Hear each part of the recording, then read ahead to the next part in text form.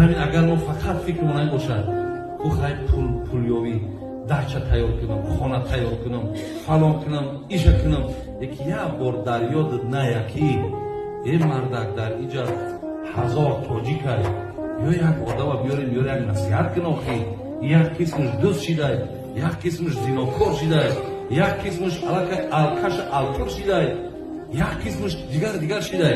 ира ягона мо метавонем ки бо роҳи панд насиҳат ҳамёро наҷот битем.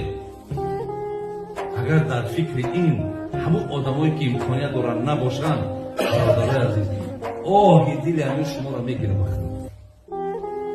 яъне шумо ҳам дар бадбахти ҳамино шумо ҳам шарикед. ира ман ба хотири худам намегӯм.